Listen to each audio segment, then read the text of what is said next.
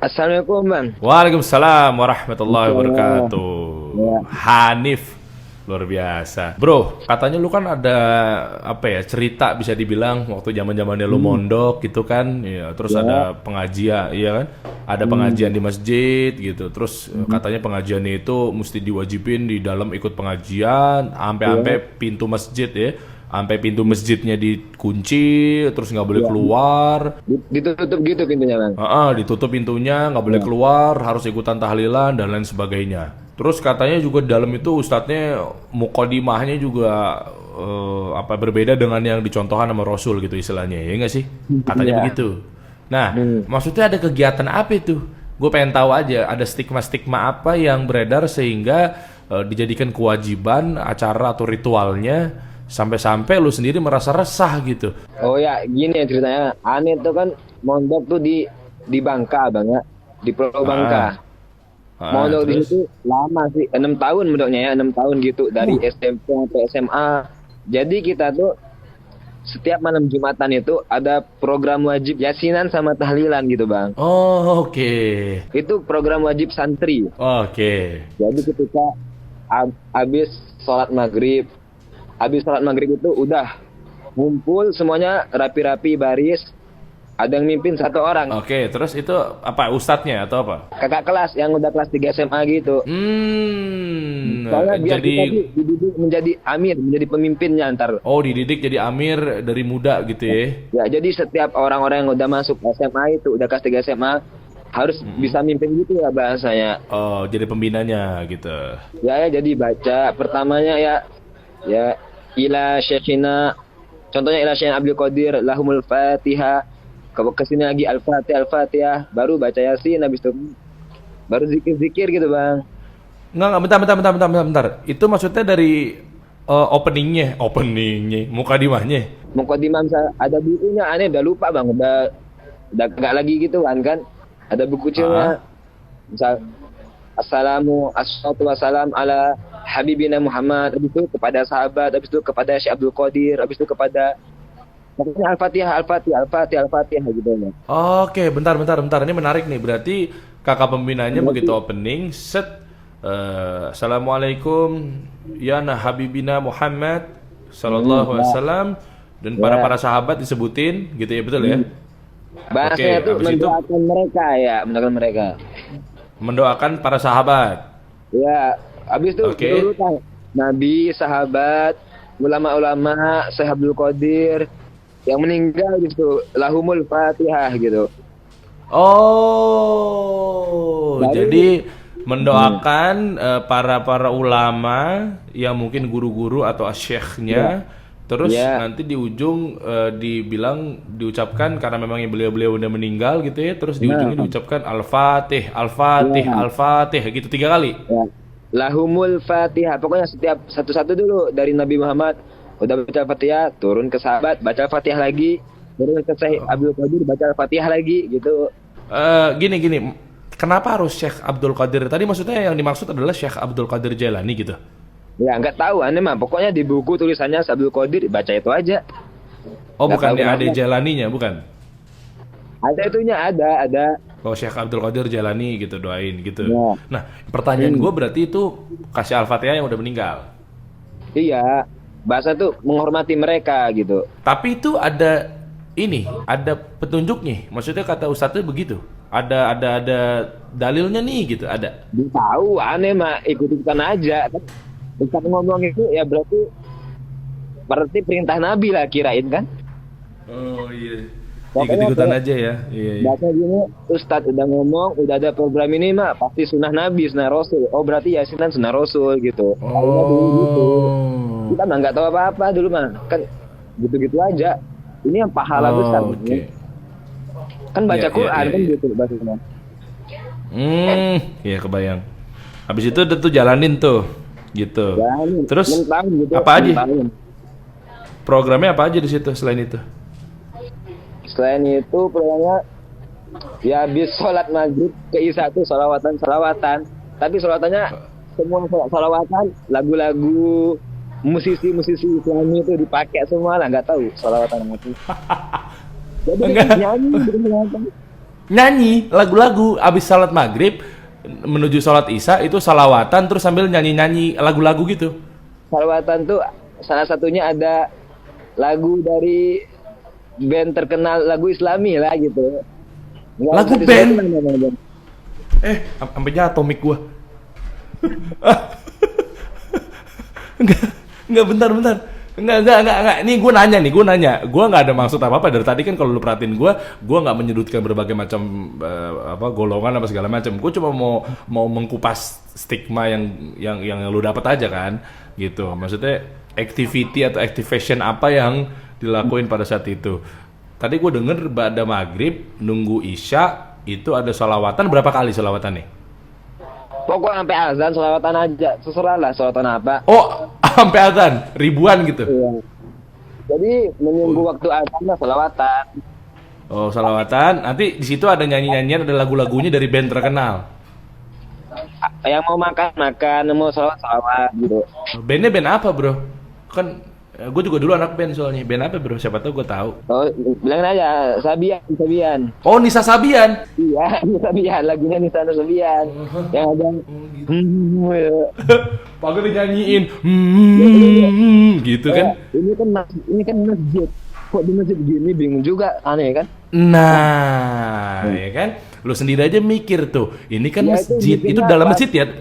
Dalam Oke, masjid, berarti dalam itu dalam masjid ya. Nah, akhirnya lu mikir kan, ini kan masjid, kok dalam masjid begini gitu kan? Ya, jadi kayak aneh aja kan, kayak baru kepikiran aneh aja. Sebenarnya gini ya, kalau dipikir-pikir, apakah dulu Rasulullah SAW itu mencontohkan apa enggak, ya kan? Apakah dulu Rasulullah SAW itu bersama para sahabat gitu kan, Abu Bakar Siddiq, Umar bin Khattab, Utsman bin Affan, ya, Ali bin Abi Thalib, Talha, Zubair dan lain sebagainya, apakah begitu melakukannya di masjid, ya kan? Nah, padahal ustadz-ustadz kita pun bilang bahwa ada banyak banget dalil ya. Padahal banyak banget dalil itu seputar kita terutama anak-anak muda tuh yang harusnya itu memakmurkan masjid, ya kan, mengagungkan masjid karena memang masjid itu kan baitullah gitu kan. Nah tapi kok begitu gitu dipakainya. Nah maksudnya harusnya dari situ kan lu harusnya udah sadar ya, kok begini kok begitu gitu kan. Nah terus amalan-amalannya apa aja tuh yang lu dapat tuh ketika lu mondok di situ tuh? Amalannya yang satu itu amalan yang paling menonjol tuh itu si yasinan tahlilan itu. Soalnya kalau kita nggak bisa yasinan tuh malu di masyarakat. Masa alumni pesantren nggak bisa yasinan sih? Gini bro, yasinan bagus, yasin bagus, surat yasin kan firman Allah, betul nggak? Iya. Surah yasin. Ya. Iya dong, nggak masalah. Gue yasinan, gue tahlilan, tapi kan tempatnya kan, bener nggak? Ya. Nah, dikhususin nggak gitu-gitu. Mungkin harus malam Jumat. Nah, kenapa harus malam Jumat, ya kan? Terus ada apa lagi tuh, amalan-amalan apa lagi tuh? Yang misalnya apa? Kurang tahu. Tahunya kayak amalan khusus gini. Amalan khusus dari ustadz ke murid kita. Misalnya amalan kalau pengen lihat setan dikasih kertas lah. Ini baca. Aneh mah malas baca-bacanya kan. Kalau baca bentar. Bentar. Kalau mau lihat setan kata ustadznya, ini dikasih kertas. Kertasnya apa itu tulisannya? Diamalkan zikir ini entar bisa ngeliat jin. Aneh makan takut sama jin, nggak mau jadi. Barusan di belakang tuh ada yang teriak tuh. Barusan tuh gue denger tuh. Jadi kertasnya itu ada tulisannya, baca-bacaan. Kalau lu mau lihat setan sama mau lihat jin, sama ustadznya dikasih ke murid-muridnya di pondok tuh, suruh baca. Lu mau lihat setan kagak gitu ya? Iya. Kagak dikasih. Katanya yang mau minta ke saya. Oh, yang mau minta ke saya. Oh, yang mau minta. Ada juga kayak kalau mau ngelihat jin beneran ya. Kamu keluar nih ke asrama nih jam 12 malam ke pondok. Aneh kan dulu banyak hutan pohon karetnya kan. Kamu ke pohon karet itu jam 12 malam ngaji baca al-jin. Ntar ketemu jin habis itu. Emang kan ngapain juga jam 12 malam baca-baca Quran di hutan kan? Apa faedahnya? Jadi oke. Faedahnya biar bisa ngajin. Jadi kata ustadznya, ayo siapa yang mau lihat jin, lu pergi ke hutan, nyampe hutan, lu baca surat al-jin di hutan itu, di bawah di rumput. Abis itu ustadznya bilang kan kita kan kurang percaya, bener nggak Tat? Dia ceritain. Terus? Dulu mondok katanya sekitar jam 2 atau enggak jam 3 pagi, mondoknya di Jawa sih, di Jawa. baca terus? Al-Jin. Terus habis udah baca Al-Jin tuh ngelek ke depan, katanya di depan ini gedenya itu juga baru kakinya doang kelihatan sama dia. Oh, muncul tuh kakinya jin, tus gitu. Iya. Aneh Kakinya bener, doang kan? tuh gede. Pas Badannya dia nggak kelihatan. Kagak, saking gedenya. Oh, Iya. saking gedenya, badannya nggak kelihatan. Ketika lu baca surat Al-Jin di tengah hutan jam 12 malam, tus, jin muncul. Iya, dia kan mikir, bisa dah, serem amat kan, pengen ngelakuin takut juga kan, ngapain juga, enggak ngelakuin juga, takut kayak. Oh, gitu. Terus apalagi tuh, Bro? Apalagi katanya ada ilmu kebal. Nah, kalau ilmu kebal, aneh belum pernah mengtekin, cuman Ustaz aneh mondok di Bandung dulunya, di Bandung ya. Oke. Ini ustadz pengajar juga yang ada di pondok antum ini nih. Ya, aneh kan dulu kan orangnya sosial, suka temenan sama Ustaz gitu. Ya. Oke. Jadi sering minta wejangan malam gitu. Minta cerita-cerita nasihat gitu. Cerita tentang wejangan. dia gimana. Ya, wejangan malam lah. Oke, ke Ustadz. Kata dia, dulu tuh masih bisa makan beling katanya. Enggak, bentar. Jadi katanya Ustadz antum itu bisa makan beling tiap hari. Iya, aneh percaya aja sih karena Ustaz aneh kan.